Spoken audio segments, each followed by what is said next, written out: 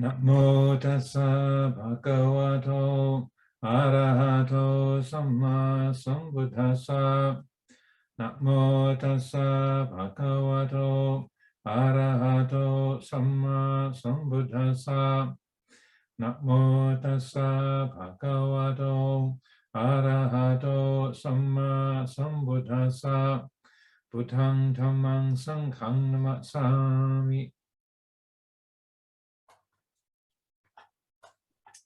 I'm very happy once again to have this opportunity to connect with the Angel Group based in Thailand, and through their initiative to establish these Dhamma talks, to be connecting with this whole Dhamma family around the world, those who are interested in these teachings and this approach, method of practice that say I'm a part of, the Thai forest tradition and the monasteries of Lumpur established around the world.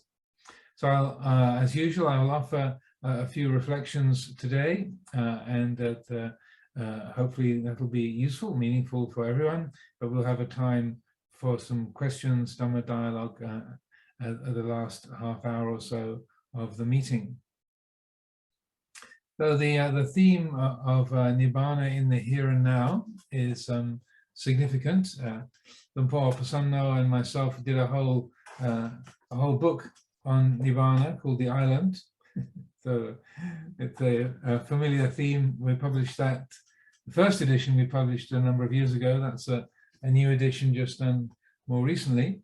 It's not just an important area of Dhamma practice, but also one that I've had the good opportunity to be able to look at quite closely, as far as I can attest to my understanding of it, and also to have many reflections, discussions with other wise elders on the subject over the years, and to consider these different elements.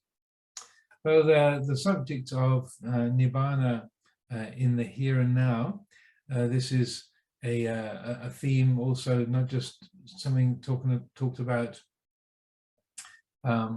as an aspect of the scriptures, but also it was a theme that a number of our contemporary elders, particularly Lumpur Cha or Lumpur Buddhadasa, they focused upon and stressed, particularly because not just in Thailand, but in the West also, they're very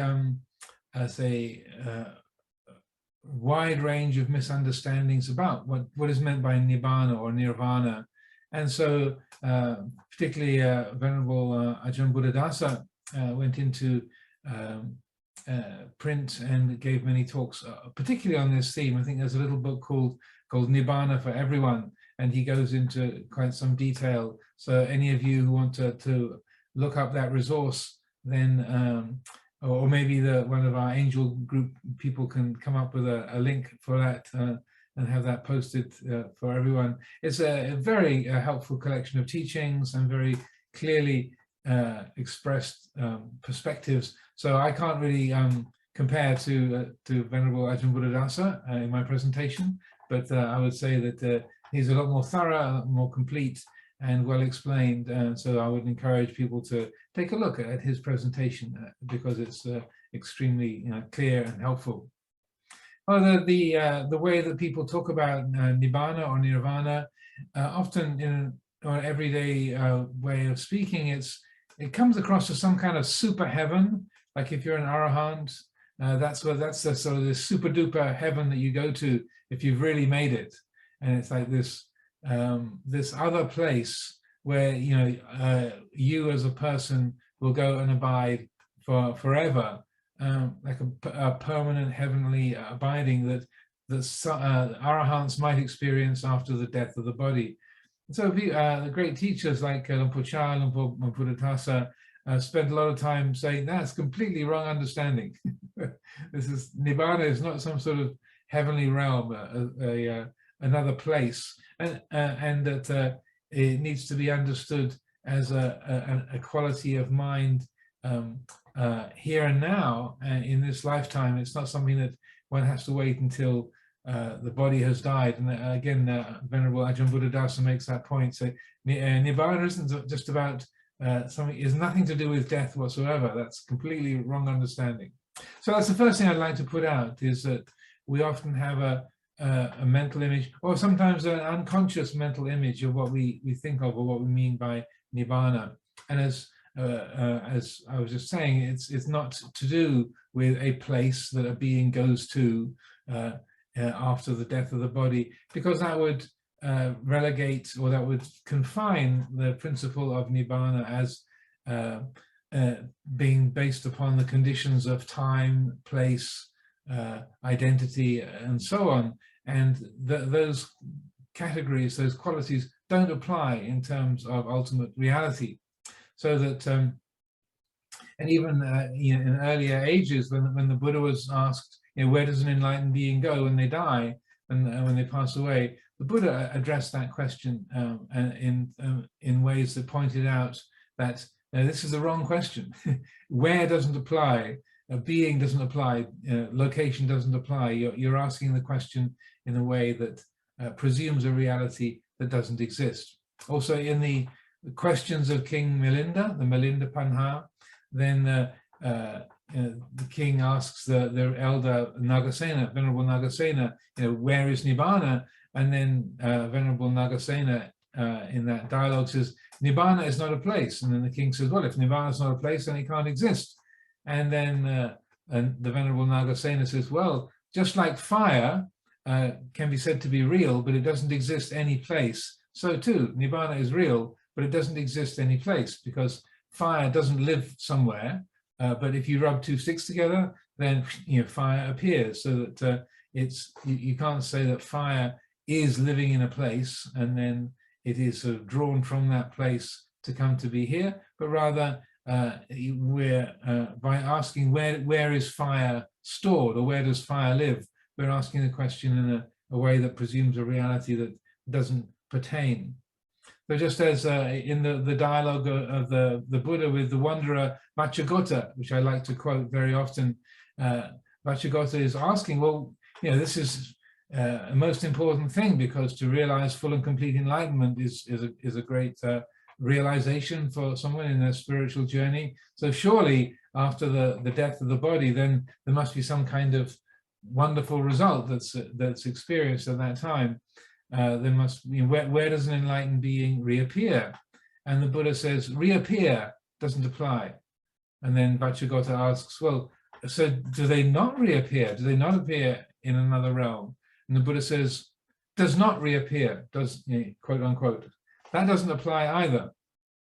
So then Vacchagotta pursues it and says, well, do they both reappear and not reappear? And the Buddha says, that doesn't apply either, Vaccha. And then finally he says, well, do they neither reappear nor not reappear? And I realize that English is not the first language of many people tuned into this today, so that might seem a bit like, what, huh? But this is a classical Indian way of approaching philosophical questions. It's called the four-pointed or the four-limbed mode of questioning. But the Buddha says, no, that doesn't apply either. To say that they neither reappear nor not reappear, that doesn't apply either. Then Vacchagotta says, well, I'm really confused, Venerable Sir, because one of those four must be either they reappear or they don't reappear, or they both or neither. And the Buddha said, no, you're asking the question in a way that presumes a reality that doesn't exist. And so then he says, so Vacchagotta, so suppose we had a little fire burning here made of grass and sticks, and then we let the fire go out, and I asked you the question, where has the fire gone, north, south, east, or west? How would you reply? So Vacchagotta says, well, Venerable Sir, the question doesn't apply. It hasn't gone north, south, east, or west. It's gone out. The Buddha then says, exactly so, Vaccha. You're asking a question that presumes a reality that doesn't exist. Just as the fire didn't go north, south, east, or west. So to ask where an arahant goes is asking the question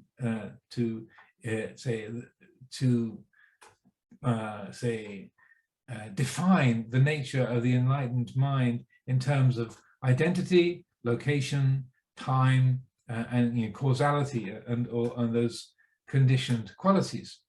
Then he he goes on to say, that the Tathagata, the enlightened one, even sitting face to face with him, he said, the Tathagata, the enlightened mind, says, is liberated from being reckoned in terms of rupa, vedana, sanya, sankhara, vijnana.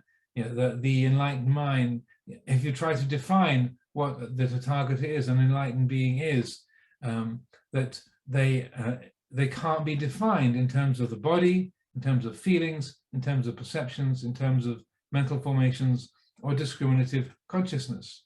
He goes on to say, Vacha, the Tathagata, the enlightened mind, an awakened being, is liberated from being reckoned. You can't measure the nature of that awake, aware quality in terms of form, feeling, perception, mental formations, consciousness.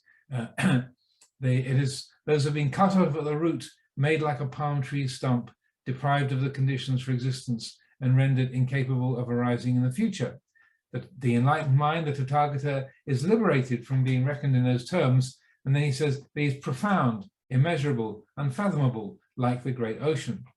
So that all of our usual way of measuring things in terms of identity, this being, that being, in terms of time, now, the future, the past, in terms of location, here and there, all of those ordinary categories of identity, location, time, those have to be dropped.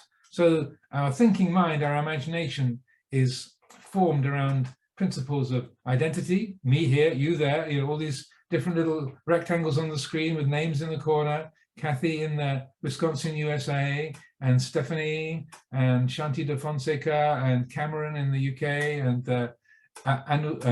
Aruni in Thailand. That we are these people, these names in these places on a conventional level, but in terms of Dhamma, in terms of ultimate reality, identity doesn't apply, causality doesn't apply, location doesn't apply, time doesn't apply. So our thinking mind, if you don't use words, how can you describe? How can you say a person's name if you don't use sound or words?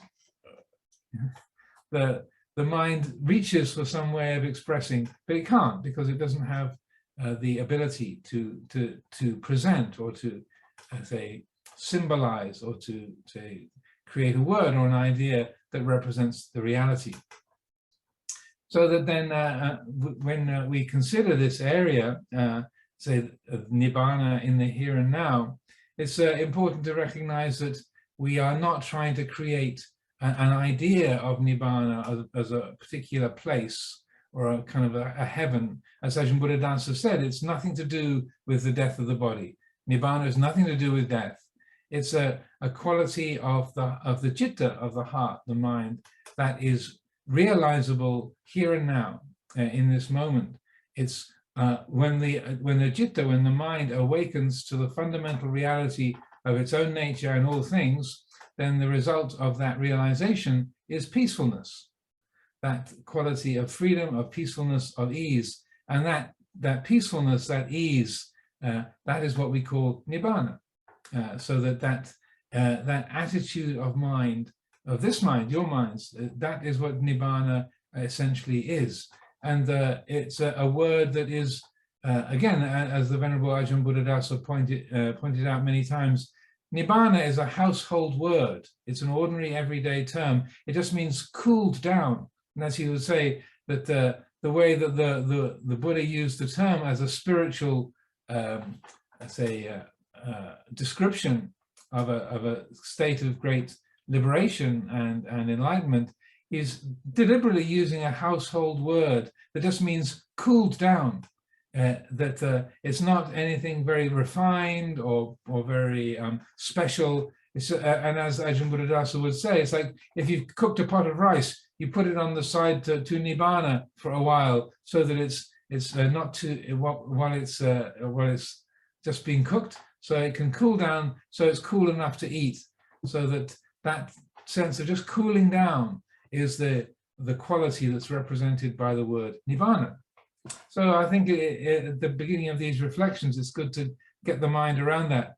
When we talk about Nibbana in the here and now, it's talking about the attitude of our own minds, and that attitude of cooling down, of peacefulness. And also the Buddha deliberately, seemingly used that term of cooling down in contrast to the idea of the yogis of tapas, or heat, that you develop in terms of the Hindu Vedic tradition. You develop spiritual strength and power through developing tapas, heat, through ascetic practice. And the Buddha's use of the word Nibbana is also, I feel, related to, no, we don't want more heat, we want coolness. Nibbana, not tapas, heat, or the fires of raga, dosa, and moha, of passion, of aversion, and delusion, but rather coolness. That's the aim. We don't want to go in the direction of more heat, more agitation, but in the direction of cooling down. And so he used Nibbana as this very using this ordinary everyday term, just like in English we use the word cool. I mean, that's cool. Or no, cool down. Just let the situation cool down a bit before we do anything. That's what Nibbana means. Like let the situation Nibbana before anybody does anything or makes any important decision. So when you summarize that, one of the best ways of understanding or appreciating that attitude, you can reflect upon Luang Por Chah's definition of Nibbana, which is, Nibbana is the reality of non-grasping. So when the citta, when the heart is free of grasping, when it has let go, when the citta is awake to the present reality, then Nibbana is that simplicity, that coolness, that quality of ease and freedom that results. It's not that kind of special location. It's not even a particularly it's not colorful or exciting. It's not sort of blissful where you're kind of in a trance or carried away, but it's a perfect simplicity, a perfect ease. There's nothing to get rid of. The heart is totally awake and fully at peace, at ease with the present reality. So I feel that's a good way of understanding, first of all, what we mean by Nibbana. It's the reality of non-grasping, and that as then as an essential teaching, and also highlighting that as the goal of spiritual practice. The Buddha made that very clear. We practice Dhamma, we follow the Eightfold Path in order to realize the truth of Nibbana, in order to arrive at that quality of great peace and ease and freedom. That's where the path goes. We talk about the Eightfold Path. A path is a track that heads in a direction, and the destination of that path is Nibbana. So again, Nibbana is not a place. It's a quality of being, a quality of mind. But we use on an ordinary everyday level, we say a path and a goal. We are on the path and we're heading towards a goal. The goal is Nibbana. So the goal is that quality of non-grasping. And in one of the suttas of the Majjhima Nikaya, the middle-length discourse, is called the shorter discourse on the destruction of craving, the Chula Tanha Sankaya Sutta. In that sutta, the Buddha says, if someone recognizes, if they've heard the words "nothing whatsoever should be clung to," sabbe dhamma nalang abhinivesaya. If you've heard that teaching, that simple 4-word teaching, sabbe dhamma nalang abhinivesaya, nothing whatsoever should be clung to. So if you've heard that, you've heard everything. If you understand that, you've understood everything. If you've practiced that, you've practiced everything. And if you've realized the truth of that, you've realized everything. So that's quite an extraordinary statement on behalf of the Buddha, to say, this is the whole practice. This is the essential thing. And if you've heard that, you've heard everything you need to hear. You practice this, you've practiced everything you need to practice. And if you've arrived at the fulfillment of that practice, then you've fulfilled everything you need to fulfill. So that's quite an emphatic, strong statement. And again, I feel that it's pointing to this quality of non-grasping, or the heart free of clinging, free of identification and attachment. That when there is that non-grasping, when the heart is free of that, then the result is the peace of Nibbana that is known here and now. So another of the specific teachings I thought I would share with everyone today that relates to this area is that we can say, okay, well, the freedom from grasping is important. That's if Nibbana is the reality of non-grasping, then what is it that the mind is grasping? Are we hanging on to our possessions? Are we hanging on to our social position? Are we hanging on to where we live, or to our family and friends? What are the things that are being clung to that are so difficult, causing such difficulty? Why are they so problematic? So there's many different areas where the mind can grasp different things, internally and externally, that there can be a sense of, this is me, this is there's a grasping, I own this, this is mine, this is important, this is real, this is valuable. But one of the teachings that the Buddha gave in a dialogue with a monk called Meghiya, he pinpoints the principal thing to be attending to in respect to grasping. And he's given that Meghiya has been the Buddha's attendant in this particular story. It's in the Udana, the inspired utterances of the Buddha. If you look up Meghiya, M-E-G-H-I-Y-A, in Akson Roman, in Roman letters, Meghiya Sutta. And Meghiya has insisted he wants to go off and practice by himself. He's very keen, very ardent. He wants to realize enlightenment. And the Buddha is saying, well, you're my attendant, it's just you and me here. It's not very convenient if you just go off and spend the whole day all by yourself. It might be useful, important for you to be around to help out with anything that I need. Meghiya doesn't listen to him and goes off and meditates by himself in the mango grove. And his mind is completely carried away with all sorts of unskillful and unwholesome states and emotions and agitations. So when he comes back, he goes, "Oh, Venerable Sir, you were absolutely right. I was really not ready for that. I got really lost. I was carried away. My mind was all over the place and confused and agitated." And then the Buddha gives Meghiya a series of very helpful instructions. I won't go through all of that right now, but to summarize the end part of it, he says to Meghiya to practice develop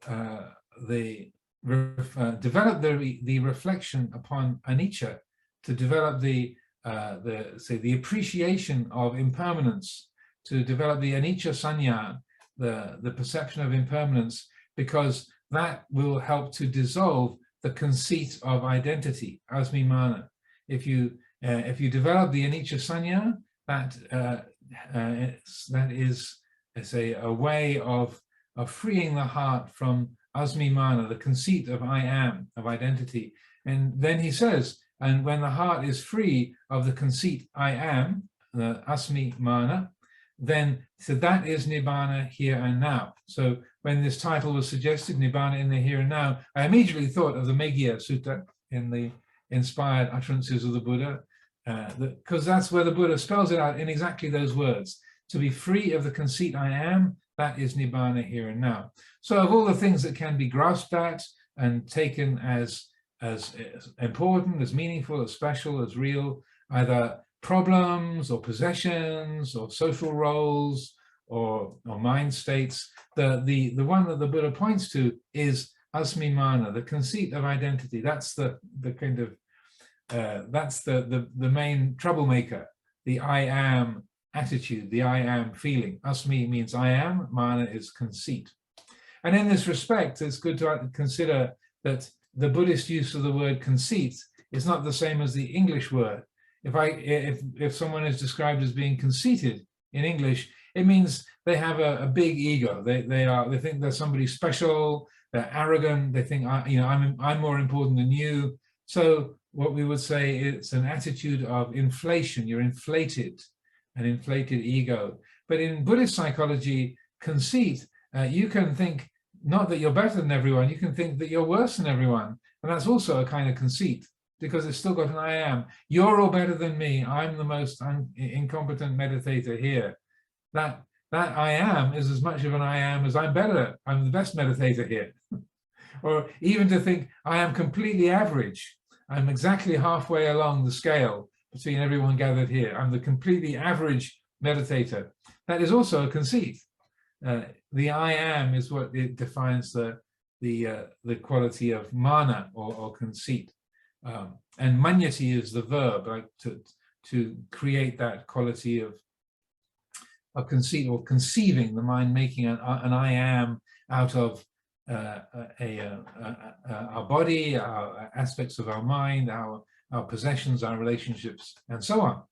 So in terms of this teaching, this area, Nibbana here and now, if that quality of great peace and ease is to be recognized, is to be actualized, made into something that is a living presence in our lives, then the thing to bring attention to is exactly that I am feeling, the I and me and mine. And also maybe just to mention, when we talk about identification or attachment or taking things personally, in the Buddhist sort of psychological map, if you like, or the way of characterizing the qualities of the mind and its say its progress towards enlightenment, the most basic kind of identification, what we call self-view, is the first of the 10 obstacles to enlightenment, or the 10 fetters. A fetter is like a chain, like handcuffs that hold your wrists together, or like chains on your ankles. A fetter is that kind of a confining and uncomfortable way of being tied down, like shackles on our ankles and chains to tie us down. So the first one, a Sakaya Ditti, essentially is the attitude, I am the body, I am the personality. I am Ajahn Amaro, that's an absolute fact. I live at Amaravati Monastery, I am 65 years old, and so on. I am this person, that's what I am. That is a way of defining self-view, the kind of the coarse level of identification and grasping.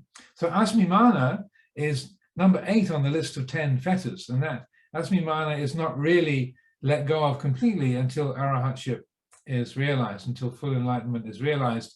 Because even if there isn't the identification with the body, with the personality, with possessions, with relationships, with social roles, and so on, there can still be that feeling of I, the I that owns things, the I that is the experiencer, the owning self, or the being self, the self that makes decisions.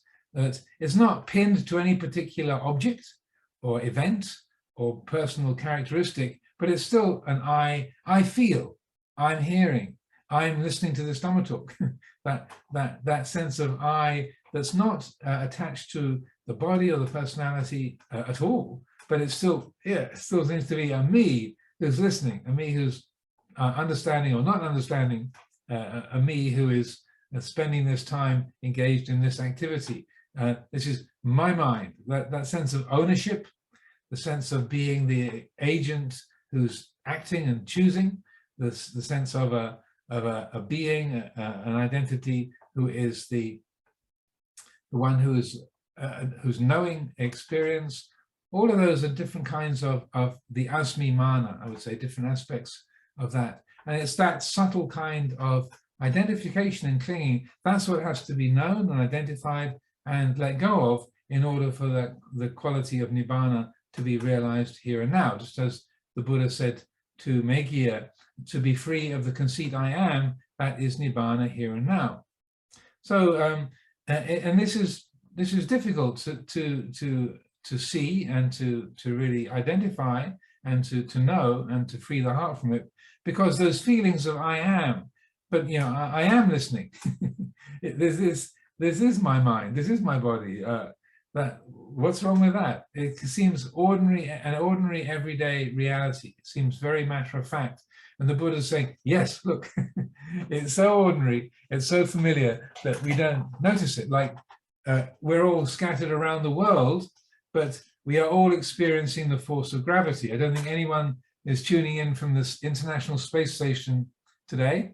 So we're all experiencing gravity in different parts of the world. We're being, people in Thailand are being pulled in a slightly different direction than people in the UK, people in the US or Canada, South America. You know, the force of gravity is acting on all of us, but we don't notice it because it's the same every day.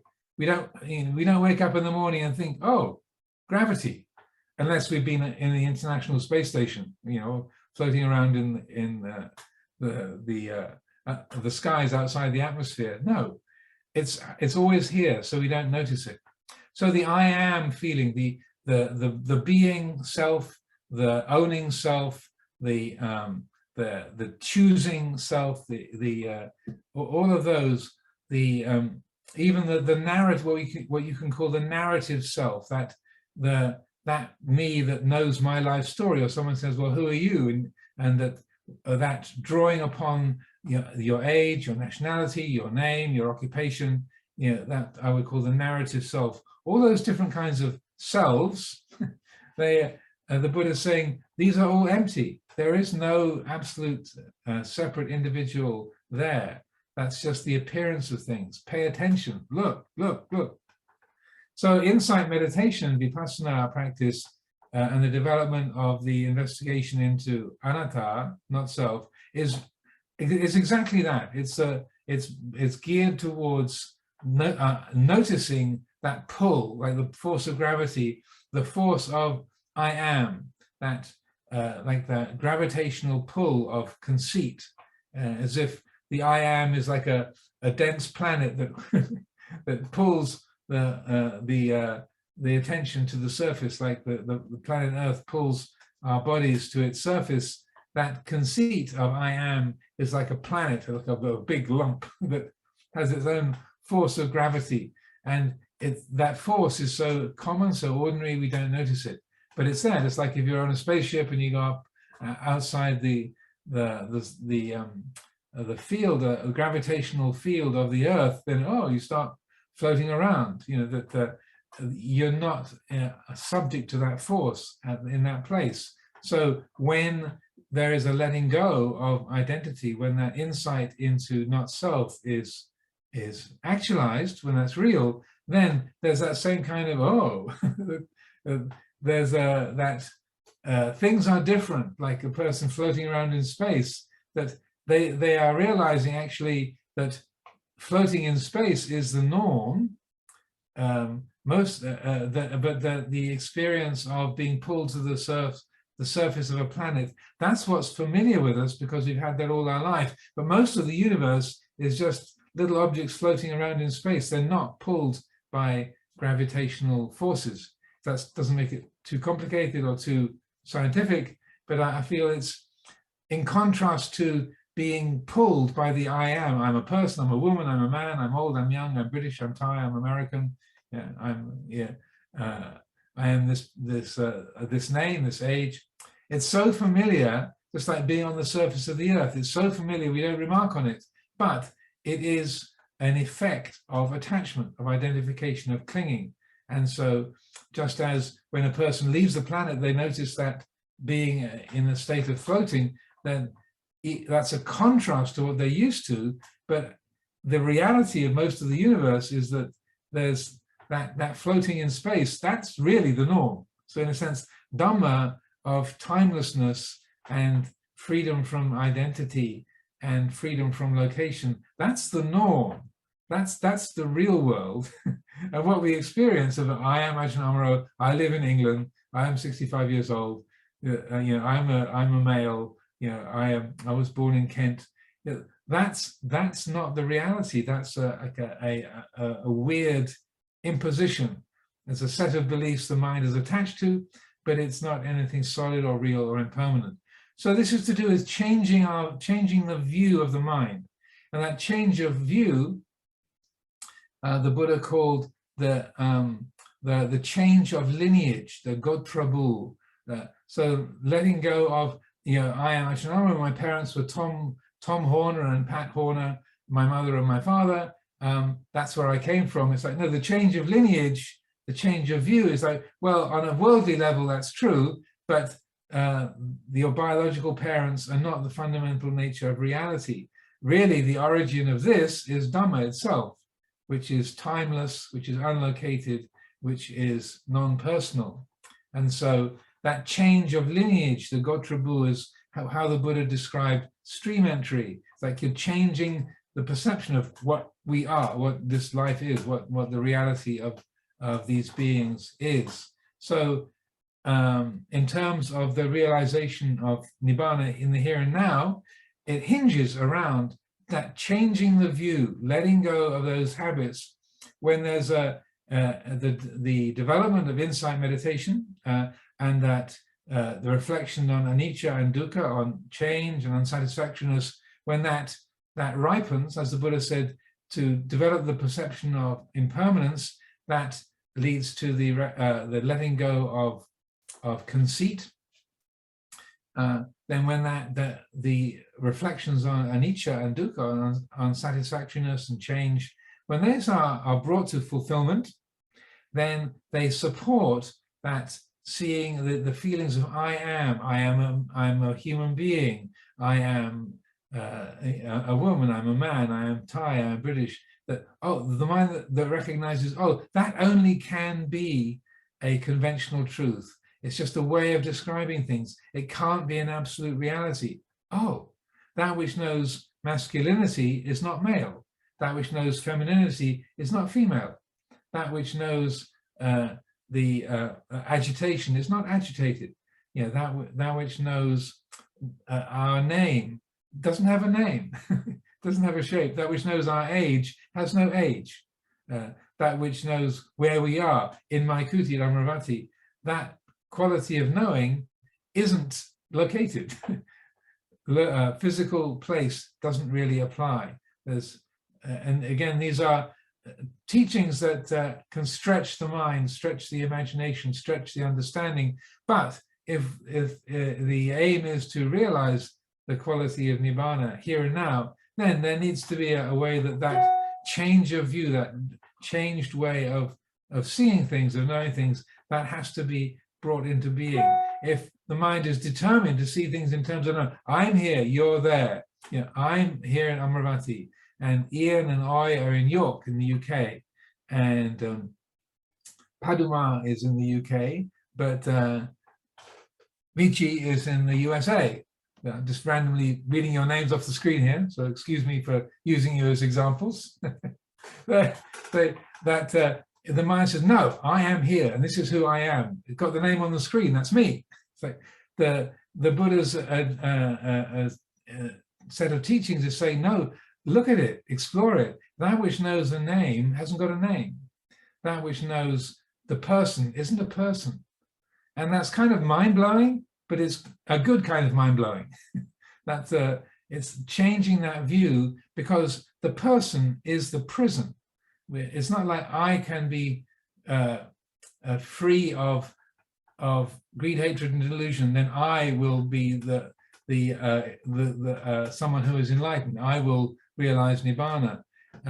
The I am has to be let go of.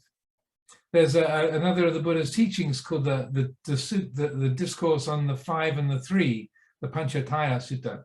So Sutta number 102 in the middle length discourses. He says, that somebody might be sitting there, someone meditating, and they've been practicing well, and their mind is quiet. They feel very peaceful. They feel very alert.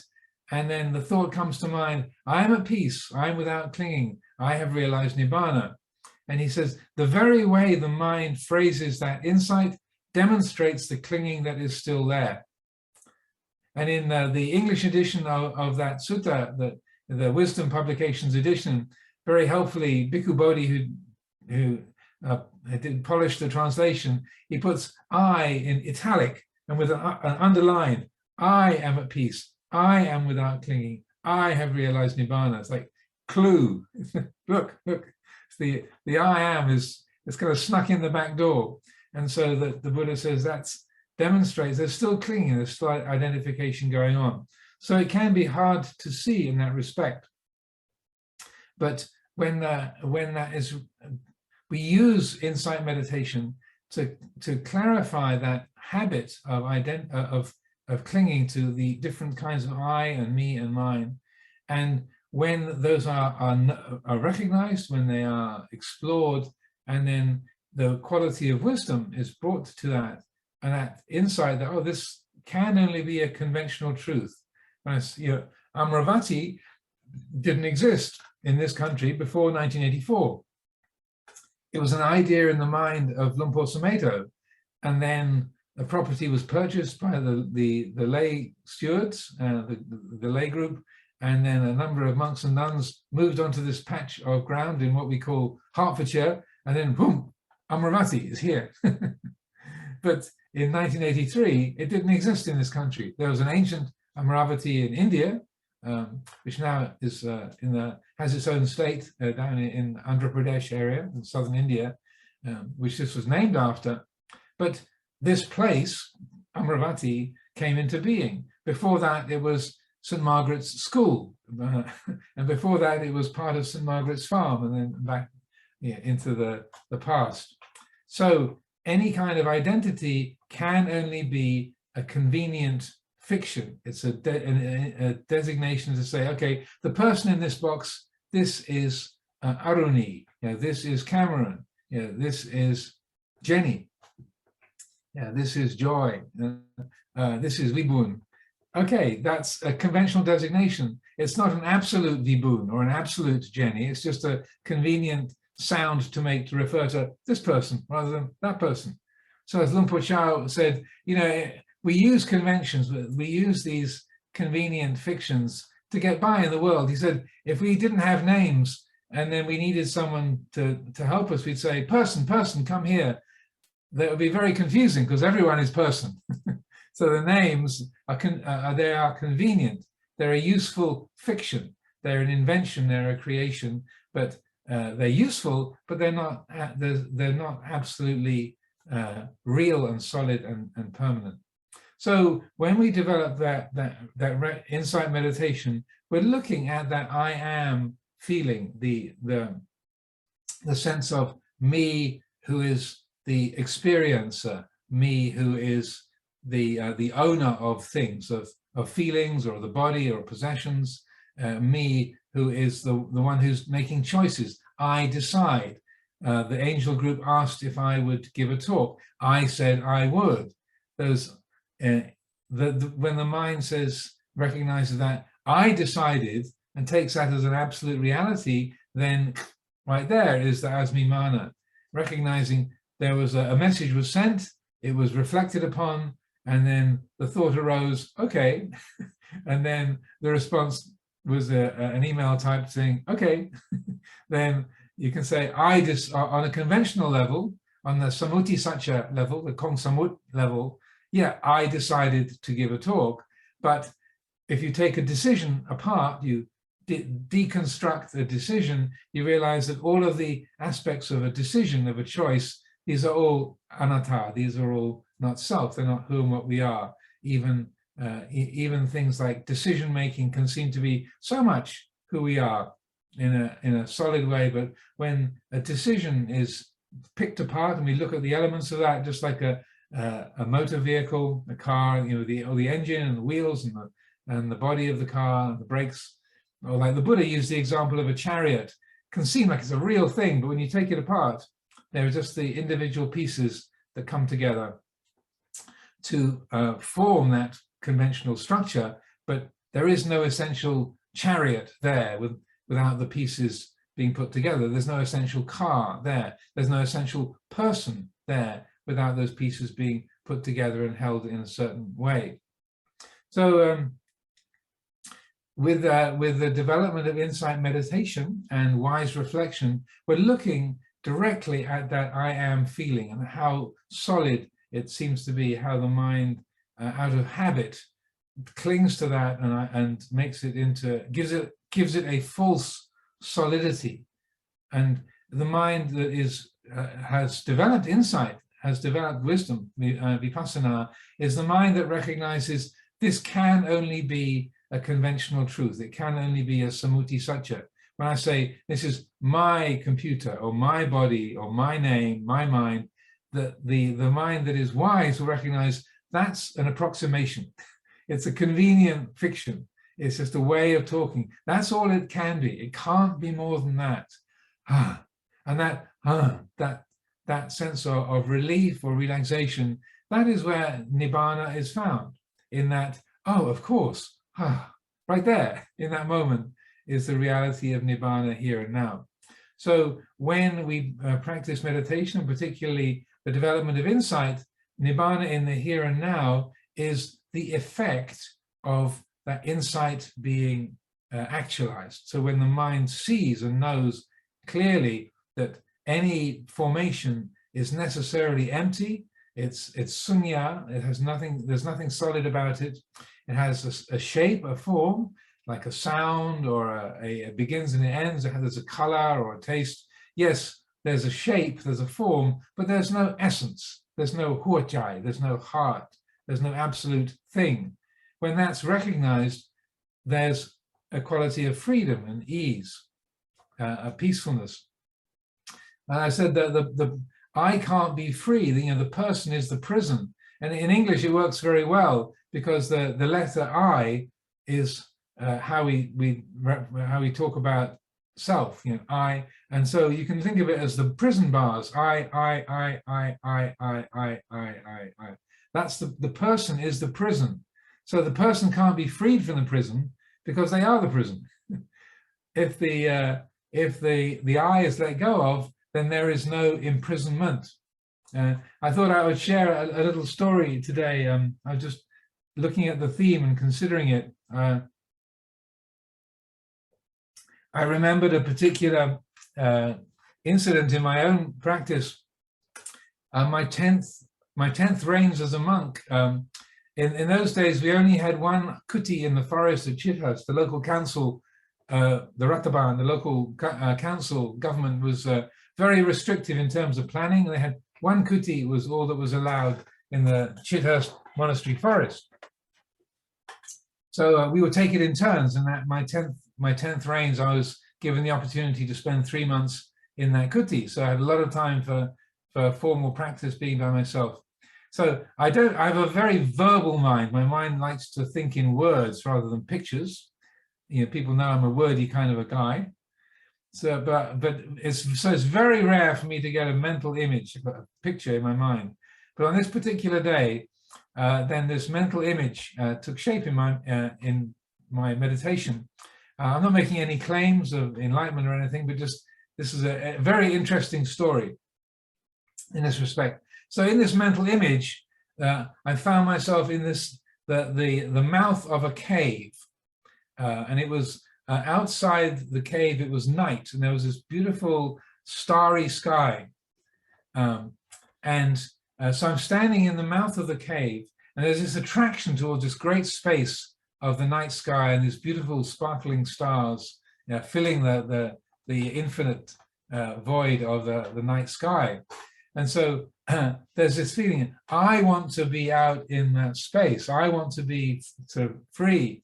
And then as there's this reaching for trying to move towards the mouth of the cave to go out into the great space of the night sky, I felt this shackle, this chain on my ankle, and that I want to be free. I want to be in that space. And then I could feel this chain around my ankle, like a shackle chaining me down.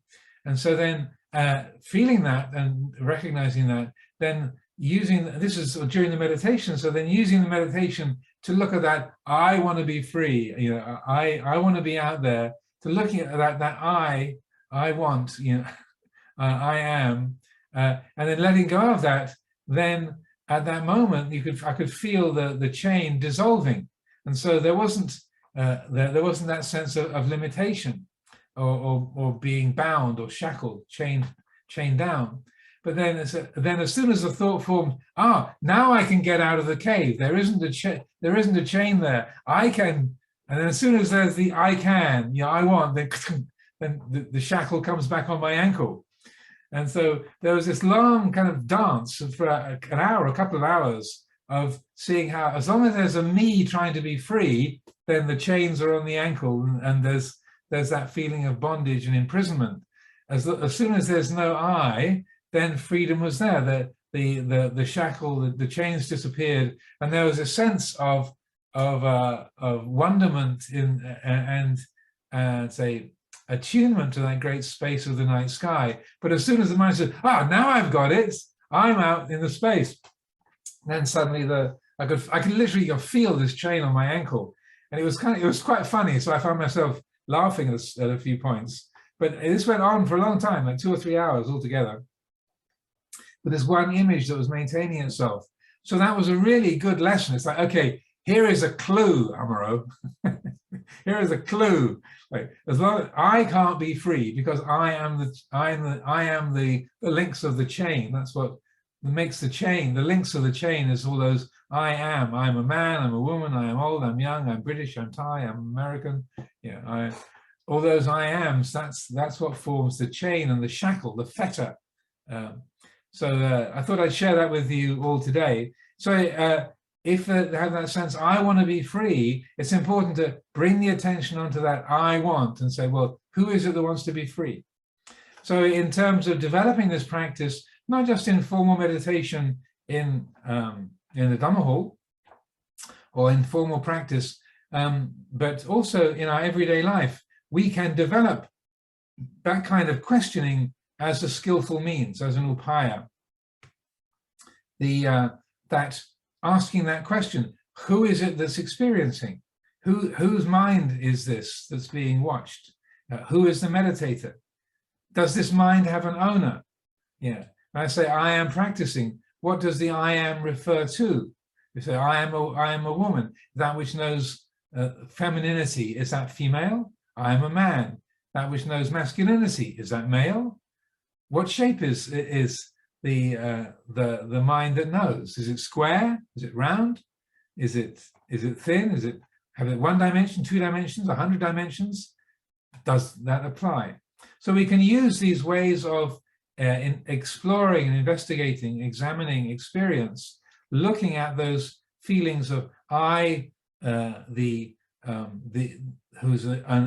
owning self, like the feeling of I own this life, I own this body, I own this is my mind, my body, my home, my Dhamma talk, my family, my things.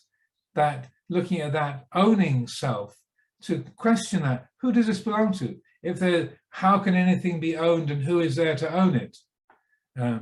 Or the being self, I am listening, I am practicing, I am remembering, I am better, I am worse. Those kinds of the being self constructions. We can use that. Okay, you say I am a human being. Well, what is it that knows humanity? Is that which knows the person? Is that a person? Where is it? So we're using this kind of reflective inquiry, not in a kind of agitated or say half-hearted way or in a busy way, but concentrating the mind, bringing attention to the present, and then deliberately dropping that kind of question into the space of the mind. Who is it that's meditating? Does this mind have an owner? Who is asking this question? Is that which knows the person, is that a person? What is it? So in this kind of inquiry, we're not looking for clever conceptual answers. When you say, who am I? Or who does this mind belong to? We're not looking for a clever way of saying me, or that, it's the aware mind, that's what it is. It's like that in a way, every conceptual answer is not the answer, but rather the questions are posed to challenge the habits of thinking, to challenge that assumption that the pull of gravity on the surface of the planet is norm, is ordinary, that's the reality, but rather to create that loosening, that letting go, like say coming out of the gravitational field of asmimana, to let that go, and to let the quiet of the mind, when the mind says, yeah, well, what is it that's aware of this moment? Oh, so when the mind says I, what is that word I referring to? Oh, so just stay with that. Oh, that's that moment of peacefulness, of Nibbana here and now. That it's an alertness. The mind is awake. It's spacious, and in that moment, there's no sense of self. When the clinging stops, there's a feeling, a quality of simplicity, a feeling of spaciousness, of alertness, brightness, but no sense of I. And again, like the Buddha was giving in that example of, well, then when the mind says, I'm at peace, I'm without clinging, I've realized Nibbana, that's just a set of thinking based around self again. So that the mind that knows that thought, I am at peace, that which knows that thought, is that a person? Yeah. That which knows the I am, is that a person? Is that does that have an owner? So that effect of freeing the heart that comes from making those kind of questions, dropping those into the space of the mind, that's the point of these questions. So we're not looking for a clever or even a not very clever conceptual answer, but rather we're looking for that, oh, that space of alertness, clarity, simplicity, and there's also a quality of wholeness there in that moment of, oh, yeah, there's nothing missing, there's nothing to do, nothing to get rid of, nothing to get, nothing to become. So the heart is in that moment what we call there's a tadangana nibbana, a moment of nibbana, a temporary experience of nibbana. Again, Venerable Ajahn Buddhadasa talks about that extensively in his fine little book, Nibbana for Everyone. So I do recommend that, and if people can track that down. So that kind of reflective inquiry, asking questions, also another approach either in the meditation or again in the ordinary flow of your everyday life, along with asking questions like who is walking, or who is talking, or who is climbing onto the London Underground, as I did yesterday. I had to go into London. We can use statements as well to state the feeling of I. In meditation, it can be extremely valuable. Let the mind go quiet and just think the word I in your respective languages, whether you are English speaker or Spanish speaker or Thai speaker or Hindi speaker or whatever language you're comfortable with. Just I, no commentary, just I. And notice how weird that feeling is. Just to think, I. Something in the heart goes, what? Huh? Or even more interesting is our own name. But again, with no commentary, just let the mind be very quiet, drop your own name into the silence of the mind. And our names are so familiar to us, and they're so ordinary and have everyday use, but that we use them in the flow of activity and engagement with other people. So it's like a conjuring trick, the eye is deceived because the conjurer is moving their hands. When you stop the hands, because slow the film down, when you just think your own name, Kathy, Punisa, Pung, what is that? Oh, so that oh, again, that's that recognizing, well, there's a word that is used to refer to this, but what the heck is this, really? Oh, so that's what I refer to as the change of view, that the mind recognizes, oh, that which knows the person isn't really a person. It's not, and as Luang Por Sumedho puts it, don't take your life personally. So rather like floating in space, continuing with that example, it's a bit sort of disorienting, but rather like astronauts who have been in space a long time, they get used to moving around in zero gravity. So I would say the development of insight is learning to move around in zero gravity. You have to sort of work in different ways, but there is a great freedom, a great peace and great ease there. So we can use questions, we can use statements, I or our name, also mine. We can relate to our possession, like this is my glasses, these are mine, my pen, Though just to take the word mine, this is mine, and again, just dropping that into the space of the mind, and just notice how weird that is, to think that there is a thing that can be owned by an owner. And the wisdom of the heart knows that's ridiculous. How can anything really be owned? And what is there that can own anything? Oh, there's a change, a shift of perspective there. And so to our ego, that shift can be unsettling. It's like, oh, don't say that. Oh, that's really weird. Oh, I don't like that. So that's the ego complaining. The habits of self-view say, oh, I want to get back to being me. I want to get back into my prison. Thank you very much. I knew what was going on there. I don't like this lack of definition. Undefined being. This is weird. I don't like it. That's the ego saying, I don't like it. But to the citta, to the heart itself, if that sense of dis-ease or disquiet or anxiety is passed through, like walking through the curtains, then for the heart itself, that experience is one of wonderment, of delight, of freedom, of ease. So in that moment of letting go and that sense of free floating, if you like, to use that analogy, it's normal and familiar that the ego will be a bit challenged and want to hang on to something or create a problem to worry about. So you'll feel like there's a me who's got something to worry about. You know, anything will do for the ego to hang on to and build itself around. But if that's not allowed to, not given strength, but is let go of, then you find that the heart, that same kind of realization, it might be threatening to the ego, but it's freeing to the heart itself, to the citta.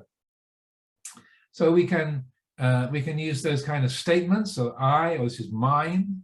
We can use questioning, reflection, both in formal meditation or just if you develop it in the flow of your everyday life.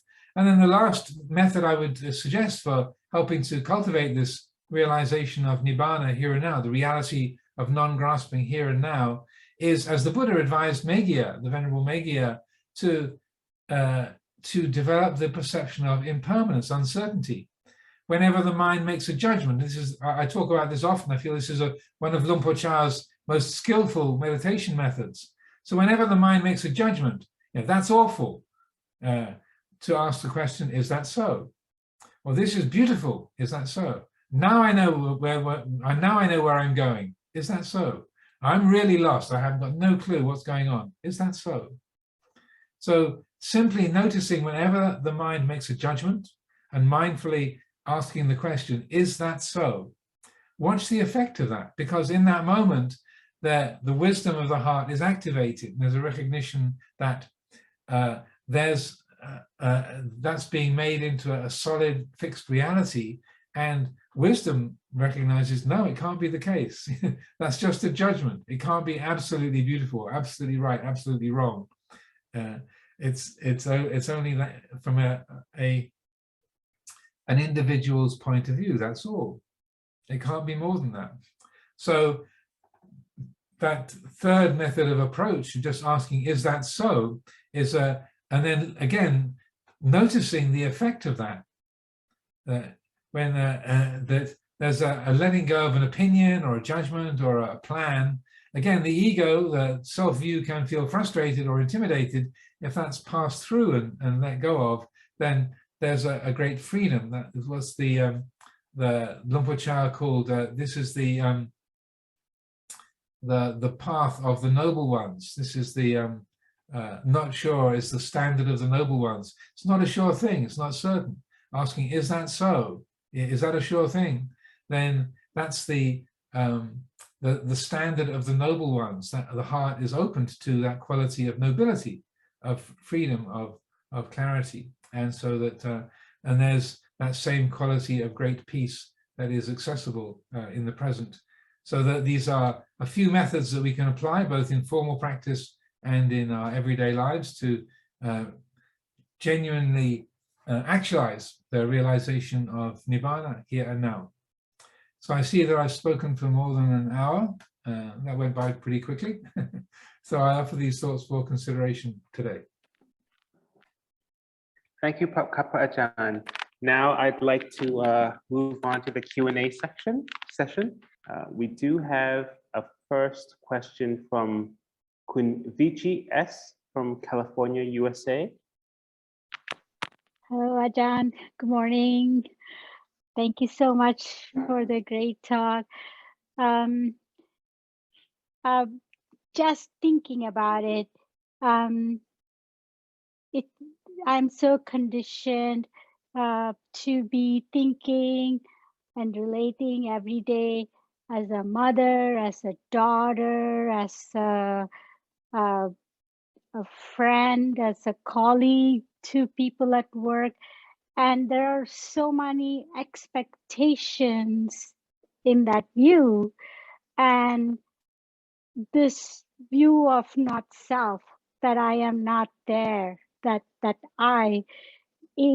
it's very rare to even have that moment. I understand it's very freeing when that happens, but such moments are very rare. Like people want, well, when I'm at work, people want answers right now.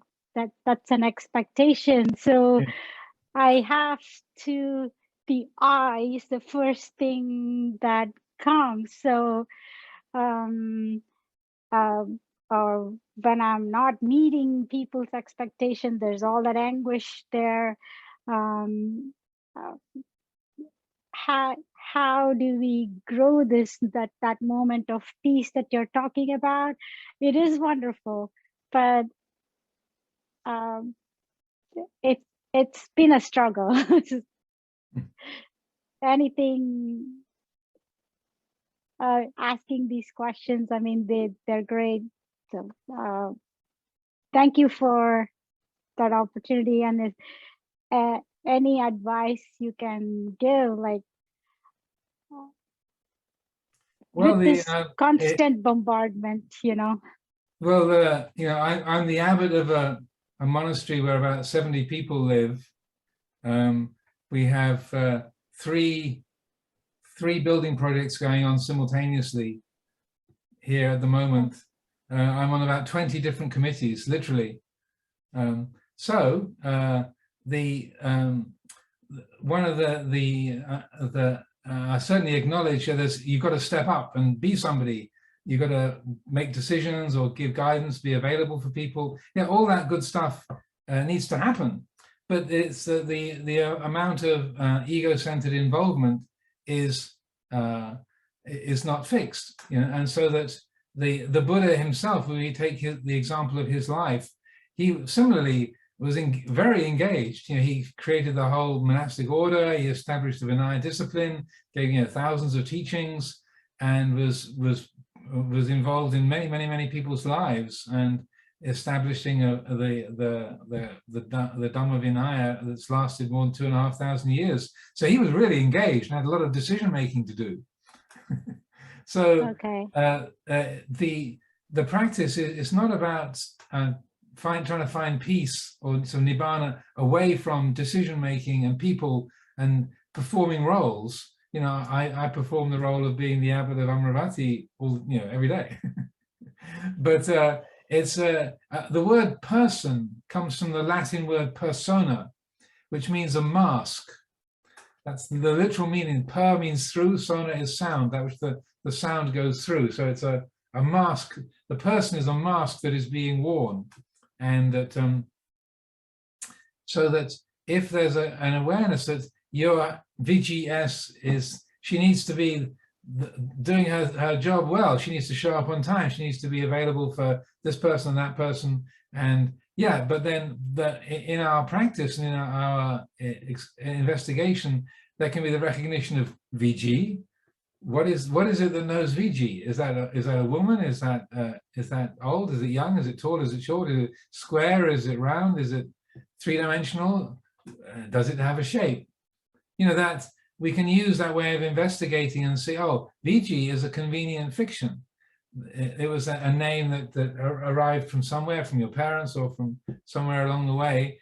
It's just, it can only be a convenient fiction. That doesn't mean to say you don't do your job, or that when when your mum calls you up, you don't say Vijay doesn't exist, you know, because that, or when you get pulled over by the California Highway Patrol, you know, when you tell the CHP, you know, neither you nor I exist, officer. That's going. You're going to get out the car, put your hands on the roof, and don't say anything.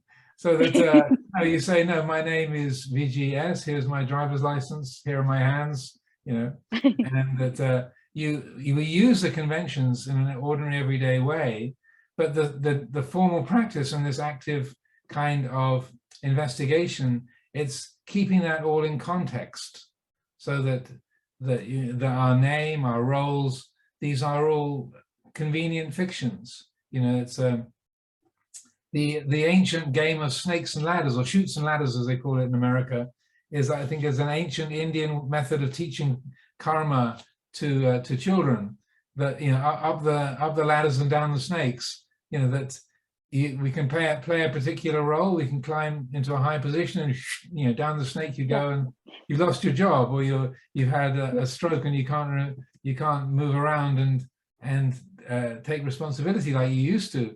So it's a way of teaching karma, teaching, kind of also developing the anicca sanya, like things are changeable, it's not predictable. If you land on a square where there's the head of a snake, down you go, or you land on a square where there's a ladder, whoop, you know, up you climb. So it's that's, I think, a skillful way of teaching karma and the anicca sanya, and that if we bear that in mind, that's a way of keeping everything in context. So the development of mindfulness and wisdom, or mindfulness and full awareness, sati sampajanya, sati prajna, it's seeing things in context. And you know, when you are at work, you're Vijay, who is, you know, you're the boss, so you've got to take responsibility. When you're with your mum, you're not the boss. You know, you're the little girl, even though you're not a little girl anymore to your parents, then you always are. You know, I remember I heard the story from my mother. She said she was out shot. It was my 40th birthday coming up, and so she, reflecting on her own role, she said, how can he be 40 when I'm only 28?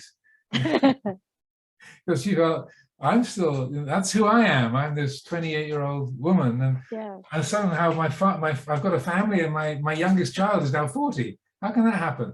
You know, because in the perception that we have, that can seem so solid, so real.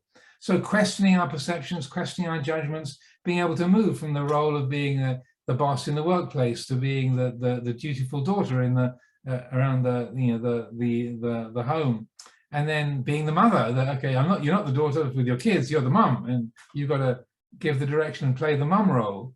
So we take these masks and we put them on, appropriate to time and place, take them off. And it doesn't mean that the masks aren't useful, aren't valid, but the development of wisdom is recognizing this is just a mask. And then when there's a skillful relationship to that, then you find that there can be an adaptation to different roles, different situations, and we can work with life in a very practical way. But we have to practice. If we don't apply the teaching, it's like you might want to learn the piano, and you've bought a piano, it's sitting there in the living room, but if you don't actually sit down and do the exercises, it won't learn itself. So practice, practice, practice, practice. So we have to use these principles moment by moment, day by day. Otherwise, it won't just happen on its own. Okay? Thank you. Thank you, Ajahn. Thank you, Kun VGS. May I now invite Kun Samir Katana to ask your question, please? Yeah. Samir, if you can stop moving around, that would make it be a bit easier. If you could just stay in one spot and just be there rather than moving around, that'd be more helpful. Thank you. Good evening, Ajahn. This is Samir from India. My question is the role of meta-awareness in the practice of anatta. The role of what? Meta-awareness, M-E-T-A awareness. Meta-awareness. Well, it's, in a way, that's what developed mindfulness is, or the meta attention in the Western psychological field is called meta attention also.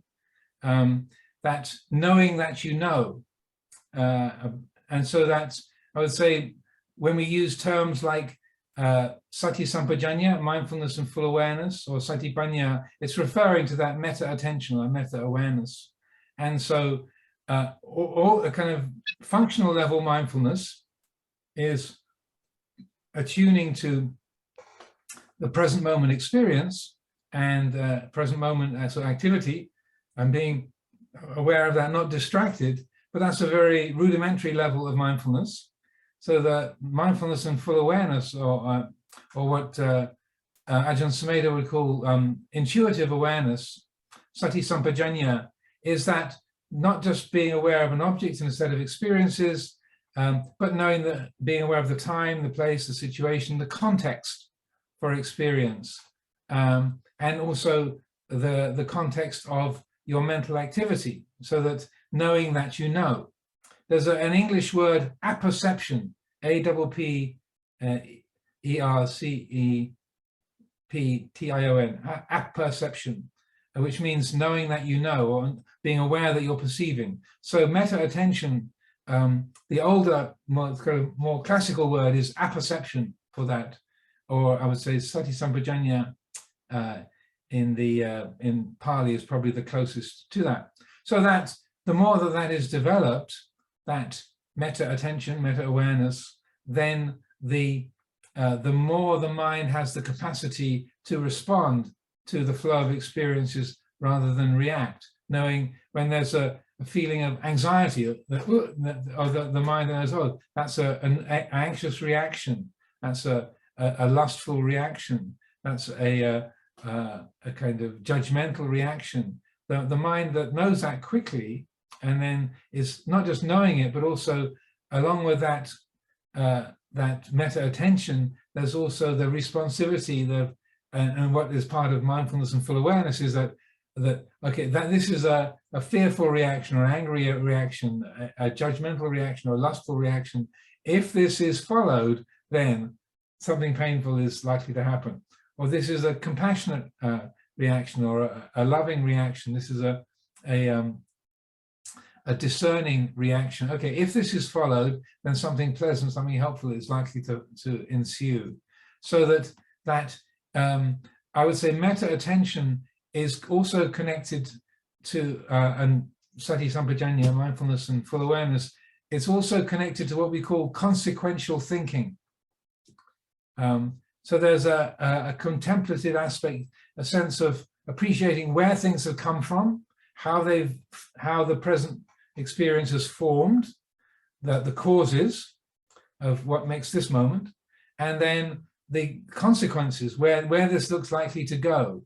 So that looking at the origins or the causal factors of this present experience, which in Pali, that precise word for that is Dhamma, and then the consequential thinking is attanyuta, A-T-T-H, not atta self, atta, which means the direction or the consequences or the likely results. So attanyuta is that consequential thinking.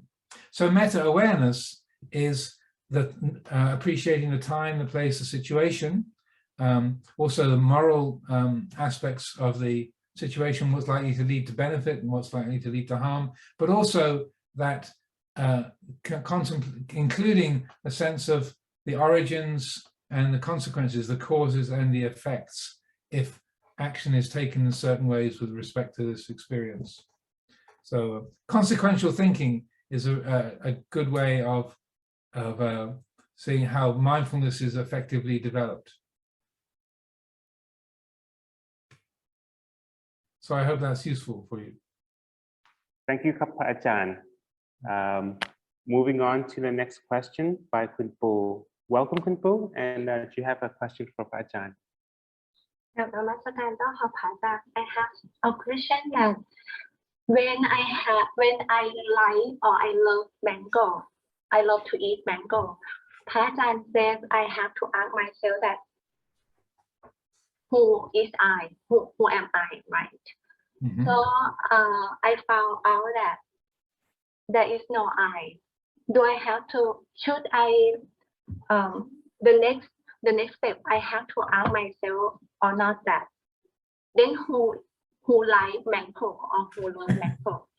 So do I have to ask that question again? That it's just Vedana can love mango or Sankhara can love mango. Do I have to do that step? Well, there's no have to. I'm a great advocate of experimenting. That there's no mami tongkan. There's no should or must. But different things work for different people. So whatever is the way that can sustain that quality of non-identification, non-grasping, that's the thing to use. Because it's never the case that one practice is going to be the right thing for all people at all times. People change. What might be good for Paul today might be in a month's time might not work. In a year's time might be completely wrong. So that experimenting and seeing what brings about that quality of non-identification, non-grasping, and is the source or the support for that nibbana, that peacefulness of the heart. So that moment of recognizing, there isn't the I love mangoes is just a way of talking. So it's like when mango is eaten, then there's a ooh feeling. But if you are ill, I'm sure there's, I don't know your life, but there's probably been times when you've been quite ill, and even the thought of a mango is like, oh, no thanks. I can't think about eating anything. Ugh. Most of us have had those experiences, and our favorite food is not our favorite food at that moment. It's like eating anything is a horrible idea. So just keeping that in mind, that recognizing, that the I love mangoes is only a convenient fiction. It's a it's a conventional truth. It can't be anything solid or permanent or be who and what you are. But it doesn't mean that when mango goes into the mouth in ordinary circumstances that then there's a ooh, nice. That's the way the mind relates to it. But I would say it's also interesting to contemplate, you don't like mango, you like the experience that happens in the mind when mango lands on your tongue. When we say, well, that's my favorite music, I love that music. You don't. You love the place the music takes you to. You don't like the music. It's not the music. It's what you love is your mind. that feeling in the mind when that sensory experience happens. That's what we like. We associate it with that food or that sound or that color, that picture, that visual form. But what we really love is our mind. And so contemplating it in that way is also very interesting. It can be very disappointing. But don't say that, Ajahn, you've ruined everything, But it's I think it's important to see that's how it is, that we love what happens in the mind when that particular set of sensory configurations is perceived. But just like I was saying, if you're ill and you've got a really upset stomach, just the thought of food can be like, oh, I don't want anything, even water. No, nothing, just nothing, please. Look at that. It's not a permanent absolute thing. I don't love mangoes as a permanent absolute thing. It's just when the conditions are right, then this experience happens that is felt as pleasant, delightful. But that is, if that's grasped, then it necessarily brings dukkha. So it still means that most of the time the experience of mangoes is delightful, but it's not, more and more completely that the happiness is not in the mango, it's in the citta. So Luang Por Chah similarly was very attached to mangoes when he was a young monk, and he said he could see his mind was getting very excited at the beginning of mango season. And so he was it's kind of an extremist in his practice. And he said, mangoes, you want mangoes? Okay, let's have mangoes. So he ate 37 in one sitting, just to say, okay, you think the happiness is in the mangoes, do you, Cha? Okay, let's see how happy you are. And he kind of wouldn't let himself stop till he'd eaten 37 of them. So by the end of that, he realized the happiness is not in the mango. I don't recommend that as a practice. I don't want to make anyone ill, but my beloved and respected teacher that was his approach. Sometimes give the desire mind what it wants, and more of it what it wants than it's ready for, and that can change the picture. Like in the Shakespeare play Twelfth Night, it begins with the words, "If music be the food of love, play on, so that surfeiting by having too much, the appetite will sicken and so die." He's tired of being in love with someone, so he wants. So if music be the food of love, play on, so that give me too much, so I'll get over this. And so that, in a way, is a similar ethic to break the spell, to see through the trick of sensory pleasure. Then it doesn't mean we never eat mangoes, but it means that there's a perspective on that. Okay, maybe one more. I see it's nearly 4 in the afternoon here, so maybe time for Sping. Oh, Sping 3. hello, Stephanie is my name. And Ping is my last name. Oh, I see, not Sping, you're Stephanie Ping. Okay. Yes, yes.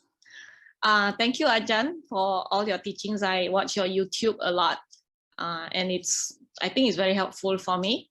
My question is kind of, and I guess it could be a stupid question, but anyway, if we get, I guess I just don't understand, if you get, like, if you get enlightened, then I guess your self goes away or something, and then do you meld into, okay, so let's say you get enlightened, let's say I get enlightened, then does this mean we have the same thinking, or like we are the same thingy or whatever? Like, let's say the Buddha had already enlightened 3,000 years ago, like where is he now? Where is his mind? Or yeah, this kind of thing. Thank you. Well, there's a few things in there.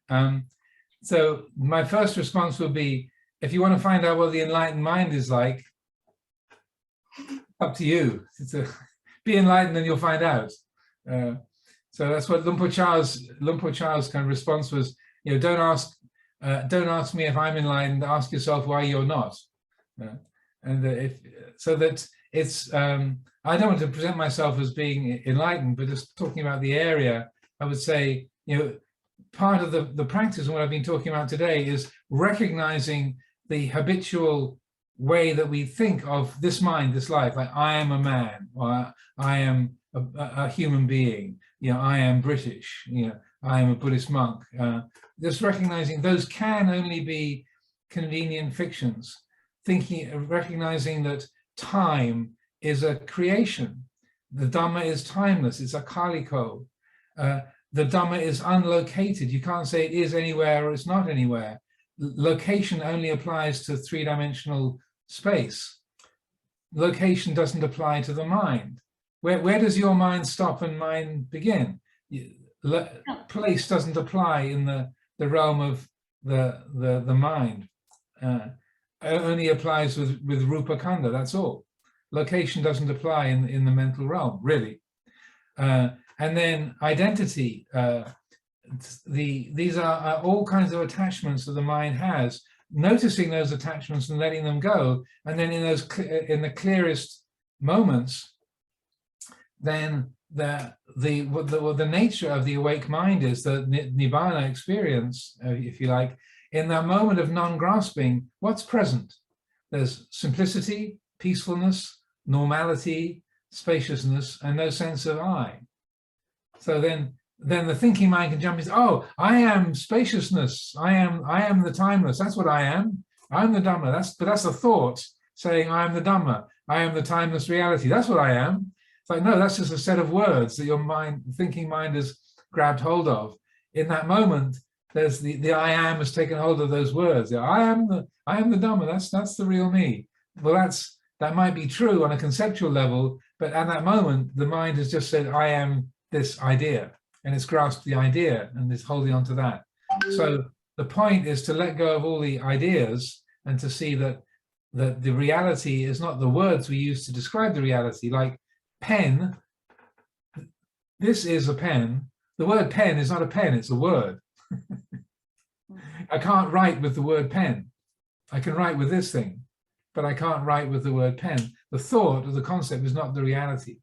So with respect to what's it like to be enlightened, I'd say everybody knows, because everyone has had those moments of non-grasping. Sometimes when you're not trying, when the bell goes at the end of the meditation and there isn't me meditating, trying to be something or get something, ding.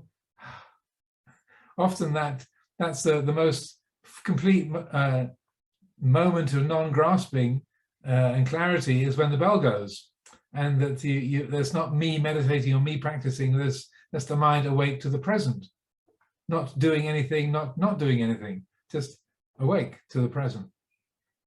I'm not saying that every time the bell goes at the end of a sitting that you're automatically fully enlightened. No, but if you notice that there can be a feeling of relief and peace and ease when the meditation stops, even though the meditation is there to help you be peaceful, there can be so much of me doing my meditation, doing the practice, that it's a relief to not be me doing something. Ding. So notice at the end of a meditation how that is. The mind is still awake and alert, but in that moment there's no me trying to do something. That's just switched off for a moment.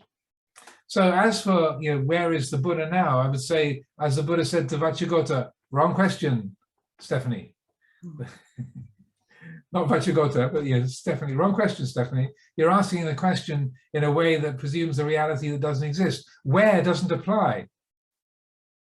If the Buddha said sitting face to face with Vacchagotta, he said, one who would describe use material form to describe the Tathagata.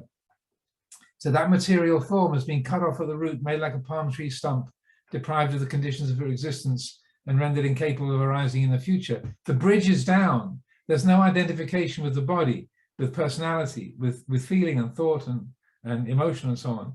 So even with the Buddha sitting face to face with Vacchagotta, he's saying, that whereby you could define the Tathagata in terms of the five khandhas, that is not what I am. That's been completely let go of.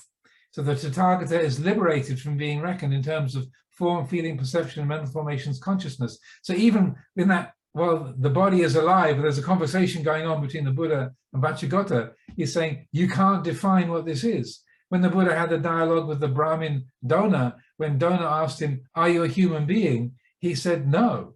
That whereby you could define me as a human being, that doesn't exist. So, an enlightened being cannot tell a lie.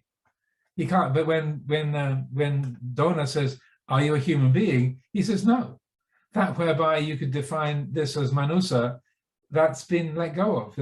The exact words, if you want, is, let me just happen to have it marked here.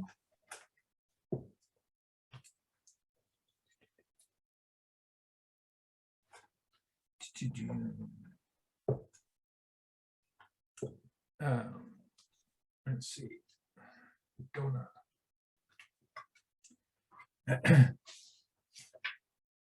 So Dona has already asked him, are you a Brahma god? Are you a Deva? Are you a Yaka?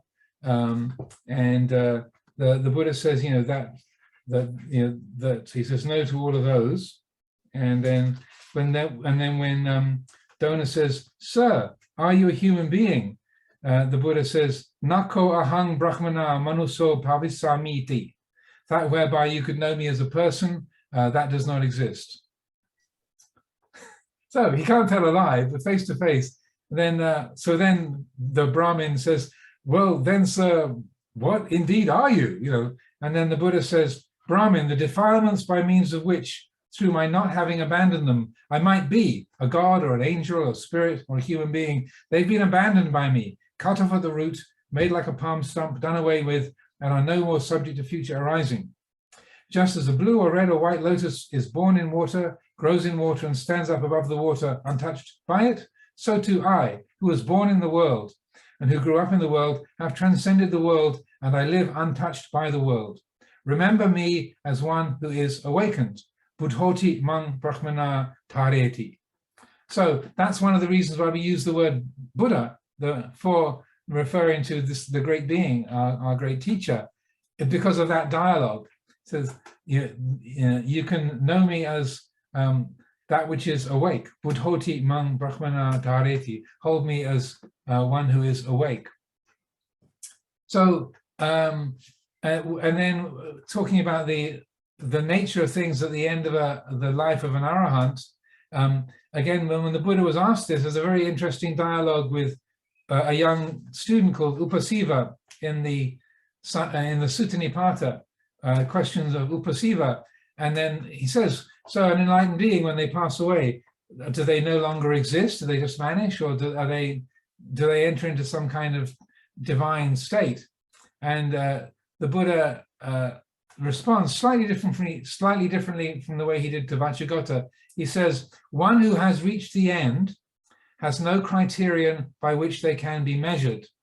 That which can be spoken of, the five khandhas, is no more. You cannot say that they do not exist, but where all modes of being, all phenomena are removed, all means of speaking have gone too. So where's he gone? Where doesn't apply. He doesn't apply. Time doesn't apply. Causality doesn't apply. All those ordinary everyday benchmarks, they don't apply. So it's a bit like quantum mechanics, that the ordinary laws of cause and effect, the direction of time, location, they don't apply. It doesn't. It's like all the usual ways of measuring don't apply at that level of kind of super microscopic level, subatomic level. Time doesn't apply in the same way. Location doesn't apply in the same way. Causality doesn't apply in the same way. How can you imagine like the quantum realm? Because everything that we know and see is based on here and there, time going by. It's now 11 minutes past 4 in the afternoon in England. Yeah, and I am here and you are there. And this is the conventional reality of it. But the thinking mind is conditioned to use those frameworks to say, okay, can we think of the timeless? Again, what is the unconditioned? How can you describe the unconditioned? The thinking mind falls flat when it's deprived of its normal ways of measuring and expressing. Like I was saying at the beginning, how can you say someone's name if you're not allowed to use words or sounds? What's a name if you can't use sound or writing? Yeah. So that it's difficult to get the mind around, but I feel contemplating that kind of a teaching, one who has reached the end has no criterion by which they can be measured.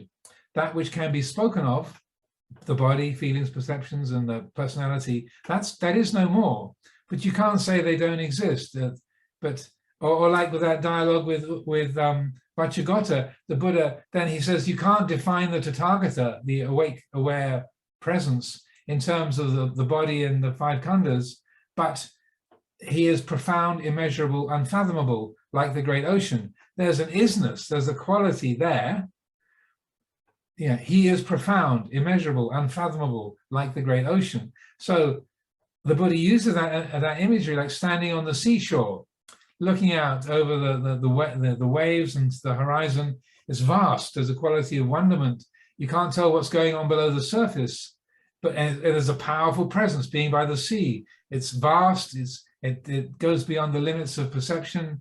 It's powerful, but so that quality of awe and wonderment, that's he kind of describes that, what the nature of the Tathagata as evoking those qualities.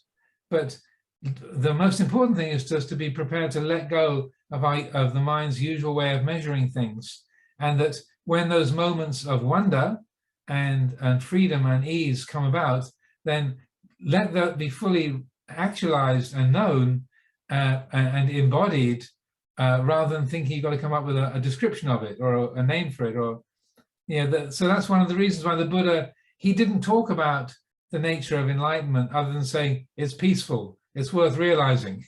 He's very limited because he realized words don't apply, really. You can't really describe it. So 99% of his teaching is about the pathway to realizing that quality, rather than trying to describe the embodiment or the actualization of that quality. Because, like he's saying to the Brahmin donor, the normal way of recognizing things doesn't apply. But he says, know me as one who is awake, buddhoti mam dhareti. So profound, immeasurable, unfathomable, awake, gives you a little bit to go with. But where I would just say, where doesn't apply and he doesn't apply.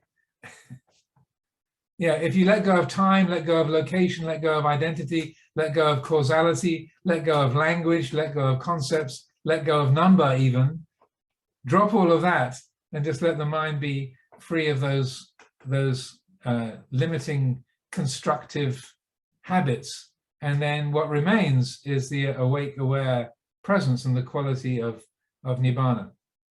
So I think it's now time to wrap things up.